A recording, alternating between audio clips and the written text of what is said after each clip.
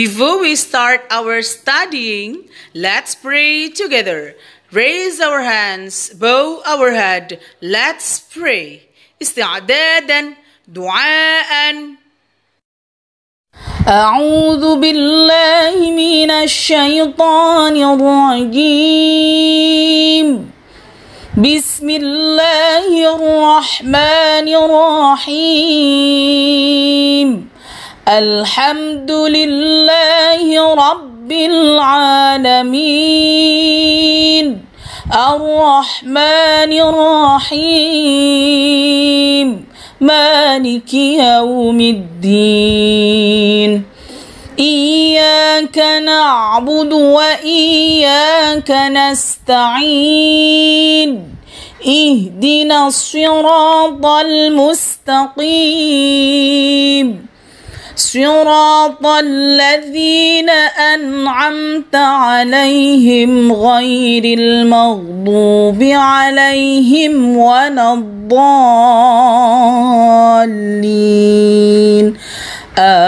Amin. Pastikan kalian sudah memegang buku tulis dan bolpen ya.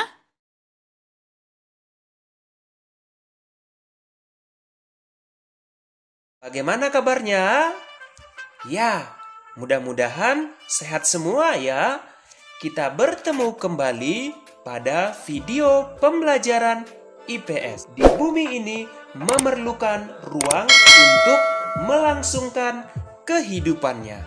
Untuk itu, pada video kali ini kita akan belajar interaksi antar ruang. Ayo, sudah adakah yang bisa menyebutkan apa yang dimaksud dengan ruang? Mari kita saksikan video berikut. Ya, kita lihat tadi ada beberapa jenis ruang.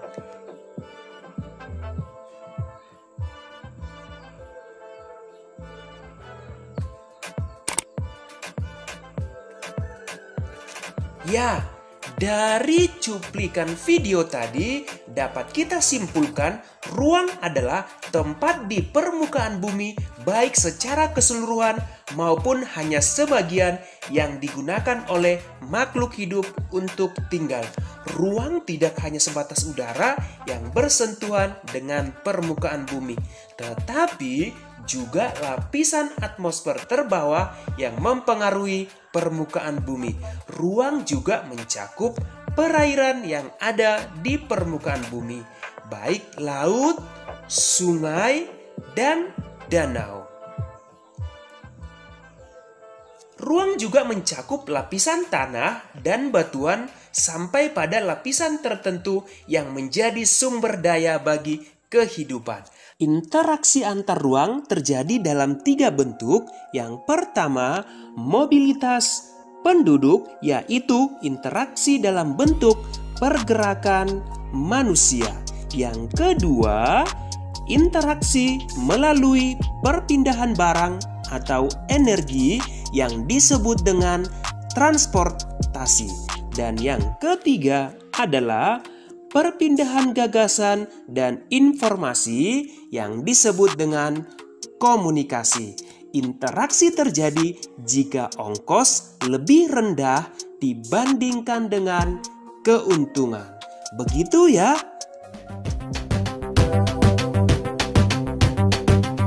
Definisi interaksi menurut Bapak Minarto adalah suatu proses yang sifatnya timbal balik dan mempunyai pengaruh terhadap tingkah laku, baik kontak secara langsung maupun kontak secara tidak langsung. Kita simak gambar ini. Ada 2 daerah. Yang satunya surplus terhadap hasil sumber daya alam A dan satunya surplus terhadap hasil sumber daya alam B. 2 daerah tersebut memiliki sumber daya alam yang berbeda sehingga terjadilah kesepakatan untuk saling tukar, menukar, dan terjadilah interaksi keduanya. Interaksi dapat berupa pergerakan orang, barang, dan informasi, serta setiap daerah dapat berperan sebagai daerah asal ataupun daerah tujuan.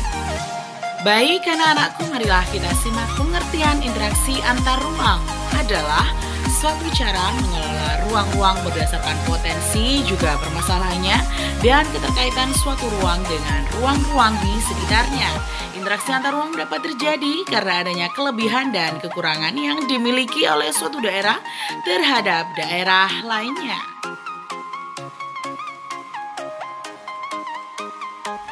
Semuanya, saat ini kita akan belajar tentang syarat-syarat interaksi antar ruang. Yang pertama, saling melengkapi or complementary.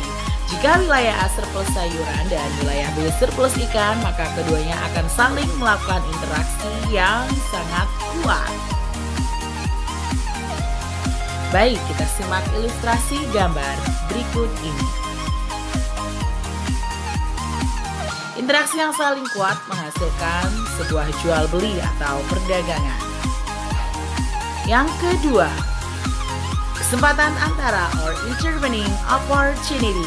Ini merupakan penawaran alternatif di mana suatu ruang menawarkan pilihan yang lebih baik di ruang lain daripada ruang asal. Ruang di sini maksudnya adalah wilayah.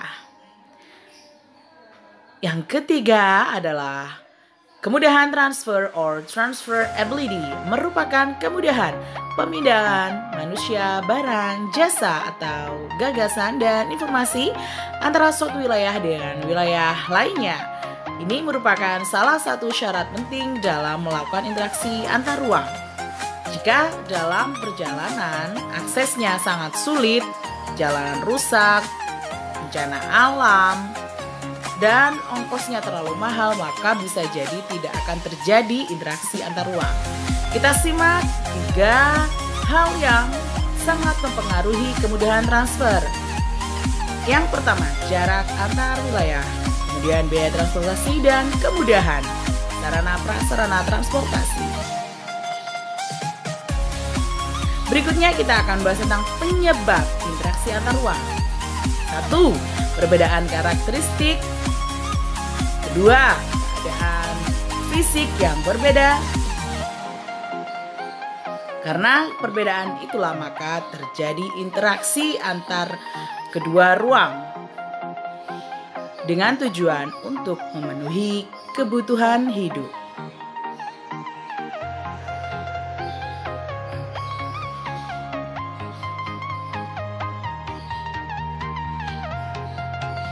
Selanjutnya kita akan simak bersama dampak interaksi antar ruang. Yang pertama adalah berkembangnya pusat-pusat pertumbuhan.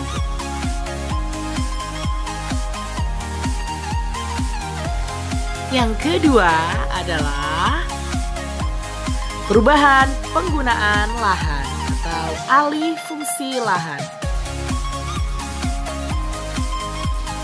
Selanjutnya, yang ketiga, perubahan orientasi mata pencaharian.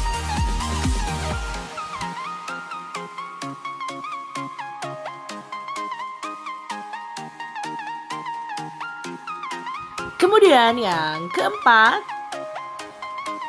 berkembangnya sarana dan prasarana. Kita simak video ini dengan sungguh-sungguh agar semakin tahu bagaimana proses perkembangan sarana dan prasarana khususnya transportasi di Indonesia.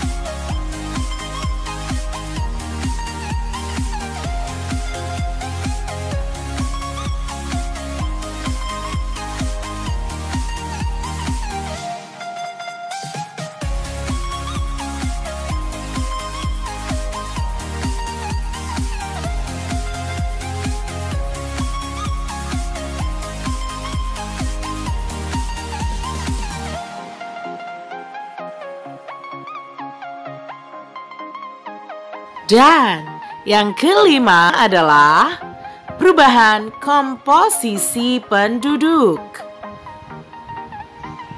Perubahan komposisi penduduk ini yang terjadi selama di tahun 2019. Kita lanjut, yang keenam adalah perubahan sosial budaya.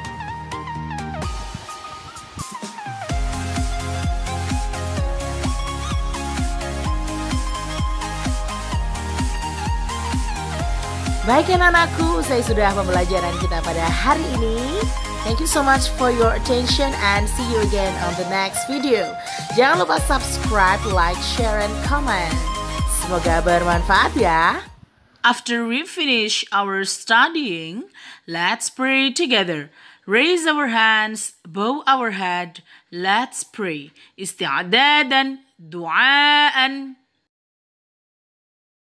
أعوذ بالله من الشيطان الرجيم بسم الله الرحمن الرحيم سبحانك اللهم وبحمدك أشهد أن لا إله إلا أنت أستغفرك وأتوب إليك.